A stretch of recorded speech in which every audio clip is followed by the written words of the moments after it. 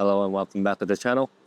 If you're new here, my name is Perry. This is Tesla DIY. I document the build of my Tesla Model Y, Tesla Model 3. And today we're working on my brother's Tesla Model Y. And I have a knife with me because next to me I have a huge box that's coming from Suvneer. If you have been around watching my channel, you have known that Suvneer is one of the sponsor of my channel. They previously had sent me a full carbon fiber body kit for the Tesla Model 3 back in 2019-ish. So today we have a huge box of yet another carbon fiber body kit for a Tesla Model Y. So let's take a look at what we have. I've actually had this for like a week or two now, waiting to shoot this video and unbox it together with you guys. So I'm excited to see what it looks like. Let's stand it up. All right. So looks like we have the diffuser, rear diffuser, and a front spoiler, and a special box from another friend of mine, AlphaRex, which is the same company that made the tail lights for my wife's Model Y, which I have done a video on. So this is a special collab between Suvneer and AlphaRex, and because we will be using a AlphaRex dirt brake light for the rear diffuser, so I believe this might have been a dirt brake light coming from a Scion FRS or some sort, but it is made to fit this diffuser. So let's unwrap these and see some carbon. I was told the fitment is like Lego. Basically it fits perfectly first try, so that's always good to know. All right, so this opening is probably going to be the dirt brake light, so that doesn't fall. So now while we have the diffuser out, might as well take a look at the dirt brake light before we move on to the front. Looks like I have it upside down. Alright, so it looks like it's tinted or some sort, and it's not a flat light, so it's got these fins, I guess, sticking out. Go like that. I don't know how they light up, assuming there's some sort of animation, but that's something I'll figure out later, or to find out later. So let's set this aside for now, and let's unbox, or let's unwrap the front spoiler. So my brother currently have a front spoiler that is a knockoff, so that's gonna be getting replaced by this real carbon fiber spoiler. And he is on static suspension, so he's on coilover, so he definitely don't want it to be too low as he could scrape. So this is a perfect spoiler for him, I think. It's not too low, doesn't stick out very much. It looks like it wraps around the top and the bottom, so that's also good to know. It looks like there's screw holes for the bottom, and I'm assuming the top just get double-sided tape, and this is gonna go right around the front of the bumper. No screws on the top. So this, we do have to remove his current front spoiler before we can test fit this.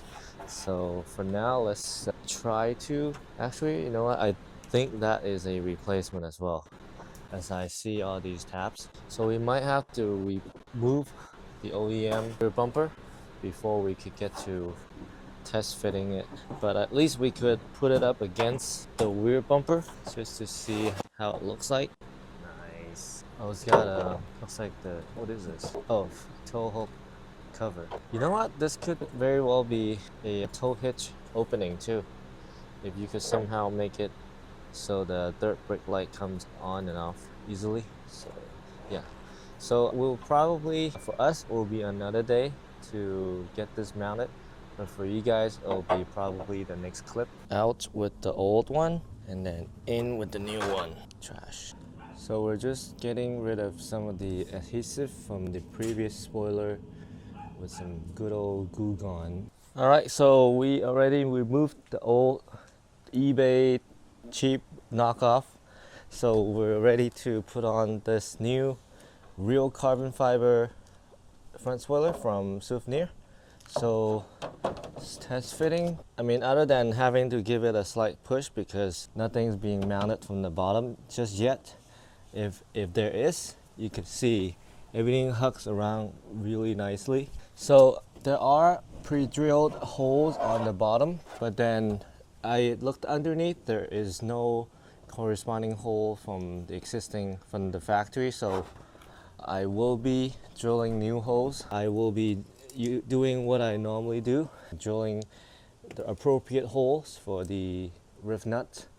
So these are actually rivet nuts with threads inside. So basically you're adding threads to anywhere basically. So I'll be drilling a hole, getting this installed onto the under panel, and then I'll be using stainless steel M5 bolts to secure it from the bottom.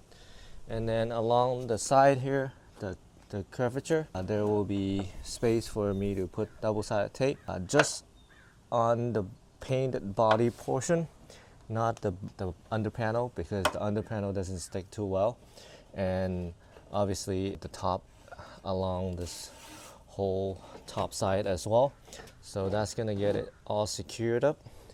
So pretty straightforward for the front. So for now, let's mark the location from the bottom where I need to drill the holes and get the rivet nut installed. So I'm gonna use this paint marker to put a couple of dots. Hopefully, yes, that's gonna go on. And at the same time, I'm pushing it forward just to make sure it's as tight of a fit as it can be. All right, so the drill bit I'm using is 15/64. I think it's close enough. So ideally you want the hole to be not too big for these rivet nuts. You want it as tight as you can, because after you push it through, the rivet gun is gonna pull it, and the back is gonna get pulled in and expands, and eventually crimps around the plastic or whatever you're trying to get it installed onto. So if there's any movement, it's not ideal. So 15/64, hopefully this works. If not, we could always go bigger, but we want to start small as we think it works. So let's get underneath and see all these markings that I had created. First hole in, let's see if it fits. So it seems to be a little too small, so I'm gonna go grab another drill bit and just go one size bigger. Alright, so 1/4 inch drill bit seems to be too small at first, but I was able to push it through really tightly, so that's actually a good thing. So I'm gonna just squeeze, give it a little squeeze, and then maybe just a tiny bit more. You don't want to overdo it because you will damage the thread on the rivet nut, so back it out. So now you have a thread added to the under panel. So we can then use our M5 stainless steel bolt, like that. So I'm gonna continue doing 1, 2, 3, 4, 5, 6, 7, 8, 9, 10. So there's 10 total, so let's get every one of it installed, and then we should be able to start putting the front spoiler on. So I'll be using Adhesive Promotor just around the places where the double-sided tape is gonna go on. So over here, and over here. So don't skip these little steps, because you know it does really helps the bond to be a lot stronger. So just go. All right.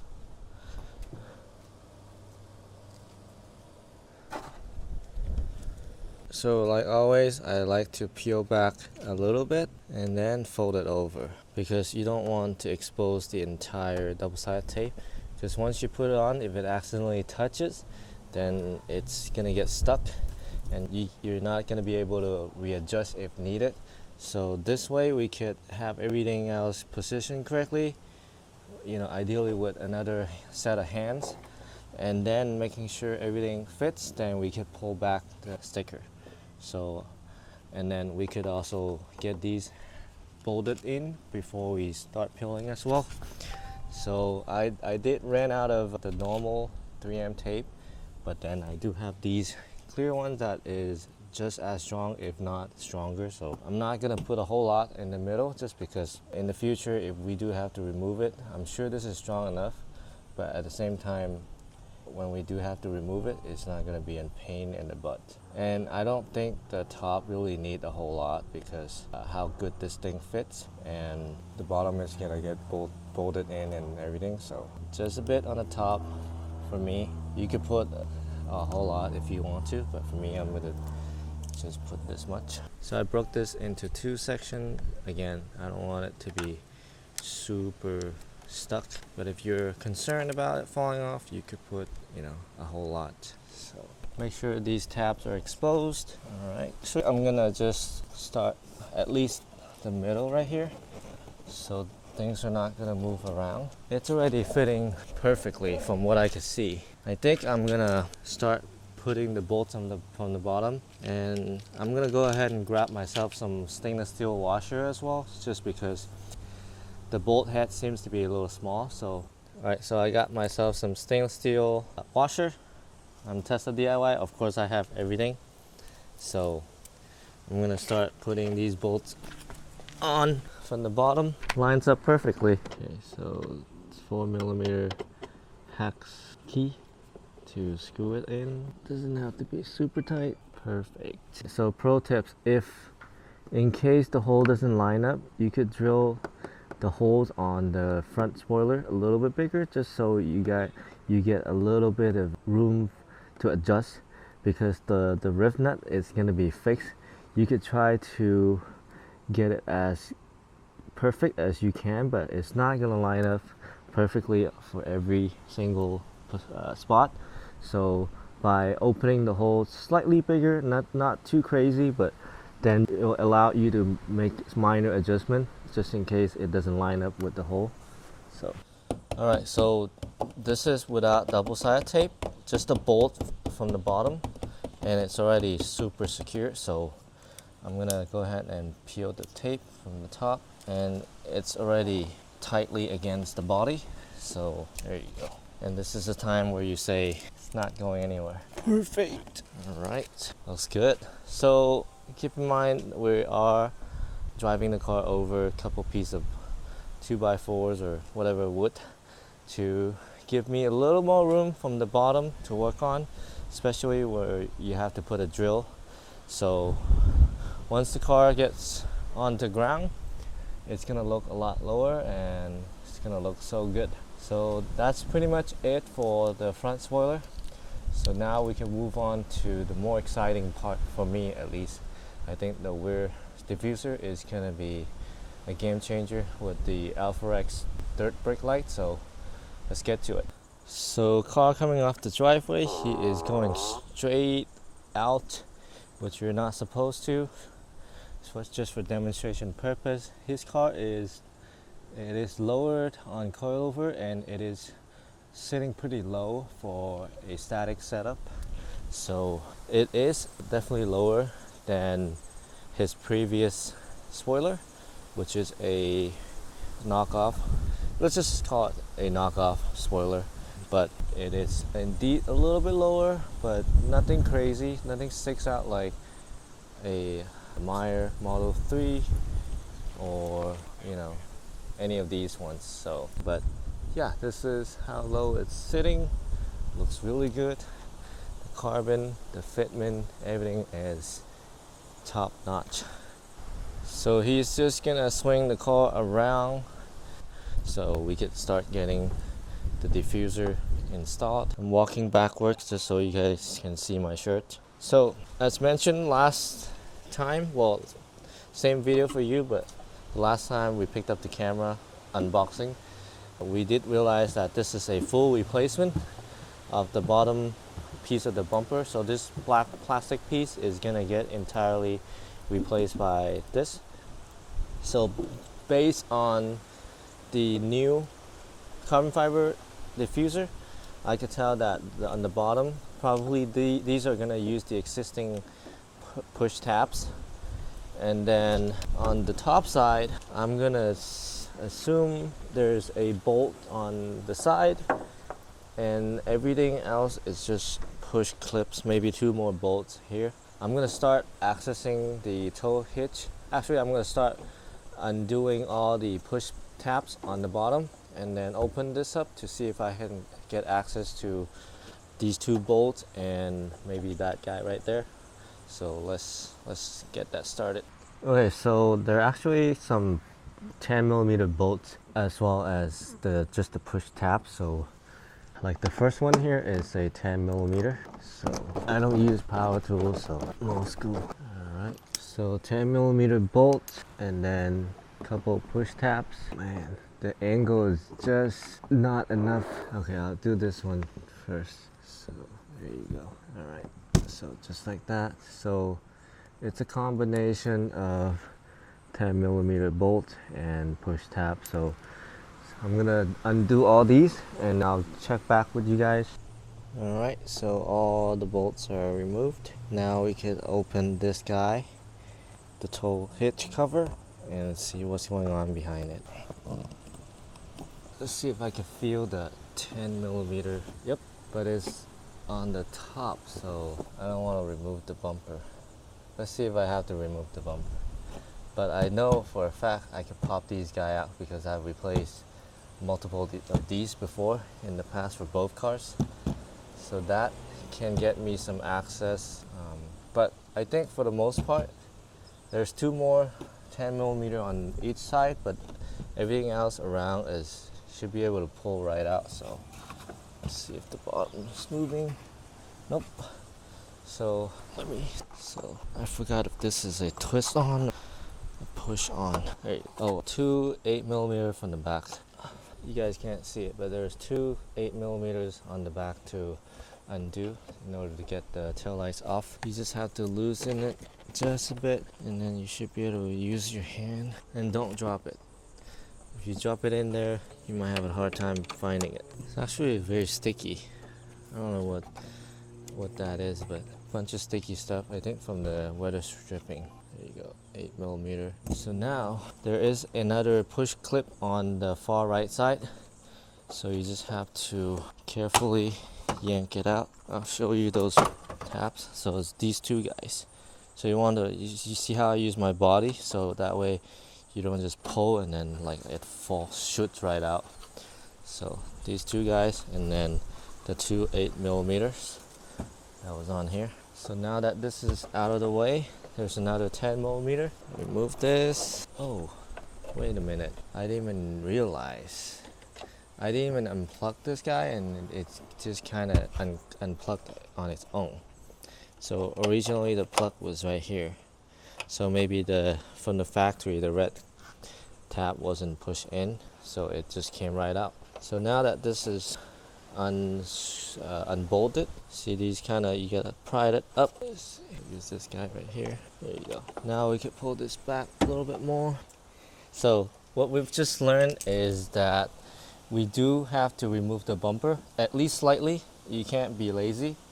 So I'm just gonna go ahead and remove the bumper on this side. That side we already have half of it removed. So this is a 8mm bolt, just one, that's holding the side of the bumper. We'll do this real quick, okay, in real time. So there's that 8mm, and then we just pull, and we already have the top.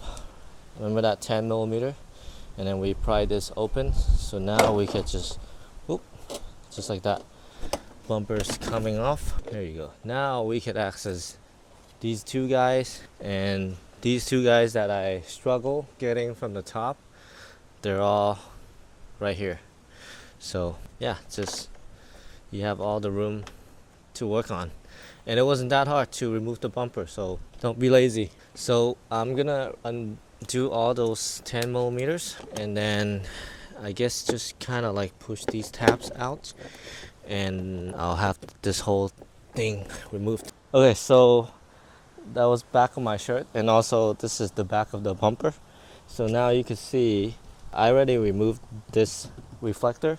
So with the bumper removed, it's a lot easier. So this guy, you gotta push it out that way, and then this guy you just pinch and push out. Oh, I guess you do this side first, that way you can slide it out, just like that. And if you're planning to upgrade your reflected LED fishbone, whatever, I think there's like 10 different styles now. Might as well do that now. So we'll set these aside because we will be reusing it. So I guess for now, all we have left to do is right there, see? Just push the black piece down and then push it over like that. There you go. And then just do that all the way around. The side is a little bit harder to do, but once you lift, you'll be strong enough to do it. So what is the deal here? So there's this, looks like the bottom of this is holding it. So should we remove this first? Let's see if we could pull this metal clip out first. Okay, so I'm just gonna pry this white part of the bumper over that, and then this guy too. There we go. Okay, now it should come right out. And then the bumper is probably gonna be really flimsy as soon as we detach the bottom. There you go. So all that work is to detach this black piece. So look at this bumper right here. All right, so I guess setting it this way is better for now.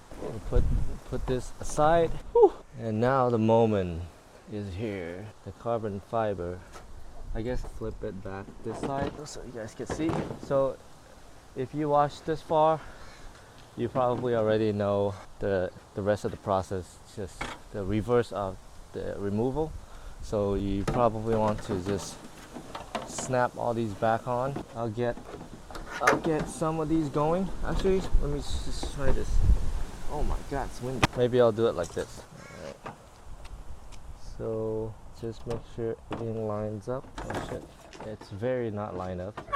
It's probably like 2 clips over. Okay, that's good. Let's just work my way over. I was actually low-key sketchy about the fiberglass carbon fiber taps, but it's actually not bad at all. Especially have all these axes. There we go. Yep, look at that fitment. Ooh, okay, I think that's actually over here a little bit more. Here as well. Oh, there you go. It looks good.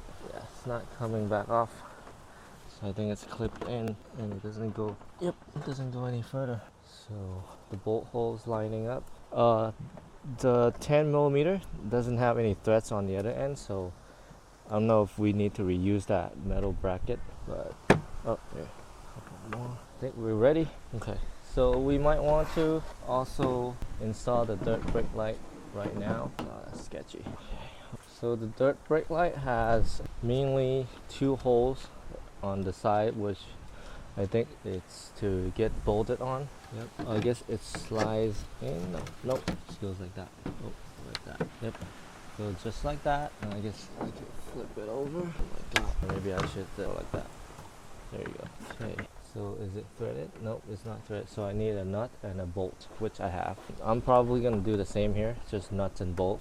And then now I'm gonna turn it on, and you should see the welcoming animation. Alright, and then I'm gonna step on the brake. You should see it blinking and then solid red. That's the only 2 things that we're gonna focus on: welcome light and the brake light. So no turn signal, no reverse light. So now we're ready to put everything back together. So I'm gonna just pick this up. Okay, it lines up everything. Alright, so the installation is pretty much straightforward. Reverse, just a bunch of clips, a bunch of bolts, and I'm not gonna show you all that just because you already know how it goes. So I'm just gonna finish this off the camera and then show you how everything looks at the end. So stay tuned.